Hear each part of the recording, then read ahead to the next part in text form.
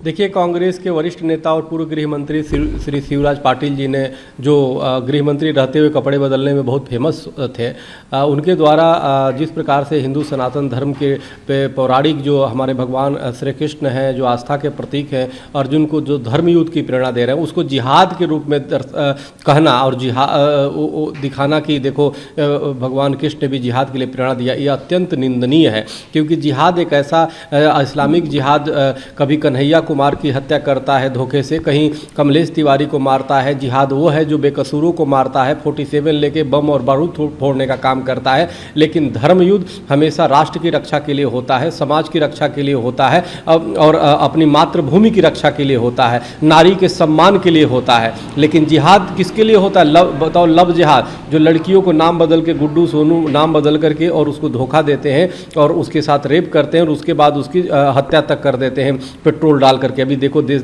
दुनिया में पूरी तरफ वो है। लेकिन धर्म युद्ध नारी की रक्षा करता है, तो इसलिए नारी की रक्षा करता है, बेटियों की रक्षा करता है, हमारी समाज और राष्ट्र की रक्षा करता है। लेकिन ये कांग्रेस को कोई बीमारी है। जब इस्लामिक आतंकवाद जब चरम पे था, उस समय इन्होंने जानबूझ करके इस्लामिक आतंकवाद को कम करने के लिए उन्होंने भगवा आतंक का नाम दिया, कई हिंदू संगठनों को उसमें फंसाया, संतों को फंसाया, लेकिन सब आज निर्दोष हुए मान कोर्ट। उसी प्रकार से जैसे भगवा आतंक का नाम दिया था, उसी प्रकार से जिहाद, चूँकि जिहाद पूरे देश और विश्व में जिस प्रकार से बदनाम हो रहा है आतंकवाद, इस्लामिक आतंकवाद जो मानवता की शर्मसार करता है, उसको जोड़ने के लिए भगवान कृष्ण के उदाहरण को सामने रख करके और महाभारत का के आड़ में जिस प्रकार आतंकियों को बचाने का एक काम कर रहे हैं, बयान दिया है, अत्यंत निंदनीय बयान दिया है। मैं मांग करता हूं कि जल्द समय रहते हुए आप देश से माफ़ी मांगें। हिंदू सनातन भगवान का अपमान आपने किया है, भगवान कृष्ण का अपमान किया है और निश्चित रूप से धर्म युद्ध का अपमान किया है। जो हमारे यहाँ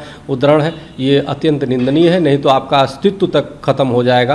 क्योंकि आपने भगवा आतंक का नाम दिया, आपको देश के लोगों ने नकार दिया। अगर इस तरह से भगवान कृष्ण और हमारे पौराणिक चरित्र से खिलवाड़ करेंगे और आतंकवाद से जोड़ने का काम करेंगे तो आपका अस्तित्व बिल्कुल नहीं रहेगा। हिंदू समाज, सनातन धर्मी देश की जो संस्कृत पे अपने गर्व करते हैं, चाहे कोई भी हो भारत में, वो आपको कभी कांग्रेस को क्षमा नहीं कर सकता। इसलिए समय रहते माफ़ी मांगिए और इसकी प्रायश्चित करिए। उन्होंने आगे कहा कि कुरान, गीता दोनों में जिक्र है, अर्जुन ने महाभारत में इसका किरदार भी निभाया था। नहीं, कुरान और गीता की जो बातें कर रहे हैं, धर्म युद्ध हमारे यहाँ है, तो धर्म युद्ध की प्रेरणा क्या है? राष्ट्र की रक्षा करना धर्म युद्ध है, समाज की रक्षा करना धर्म युद्ध है, हमारे बेटी बहनों की रक्षा करना धर्म युद्ध है। और यहाँ क्या होता है?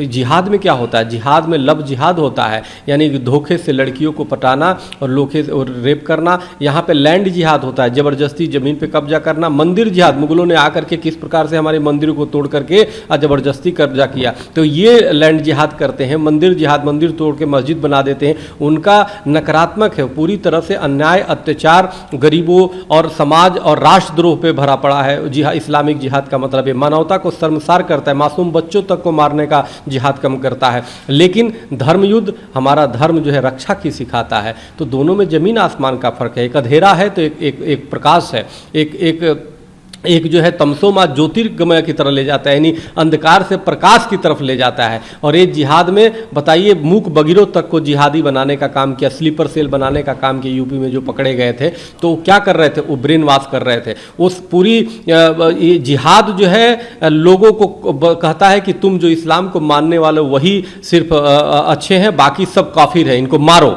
लेकिन हमारा धर्म क्या सिखाता है? हमारा धर्म सिखाता है वसुधैव कुटुंबकम, पूरे विश्व के परिवार मानो। जो अत्याचार करता है, चाहे कंस हो, चाहे जरासंध हो, उसका संहार करो। तो ये जिहाद जरासंध और कंस की श्रेणी में आएंगे, उससे भी विभत्स श्रेणी में आएंगे, जो अन्याय अत्याचार के प्रतीक है। लेकिन जो हमारा धर्म है वो निश्चित रूप से लोगों की रक्षा की प्रेरणा देता है।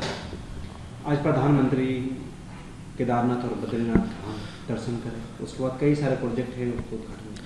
देखिए, माननीय प्रधानमंत्री हमारे देश के पहले ऐसे प्रधानमंत्री हैं स्वतंत्रता के बाद कि जो हमारे सनातन धर्म का सम्मान करते हैं और वहाँ जाते हैं और उनको भगवान शिव में बहुत आस्था है। हमारी सनातन धर्म को प्रति पद पे रहते हुए जिस प्रकार से वो सम्मान देने का काम करते हैं और आशीर्वाद लेते हैं, ये कहीं ना कहीं करोड़ों उन अरबों जो हमारे सनातनी हैं उनको कहीं ना कहीं जोड़ने का एक बहुत अच्छा वो है।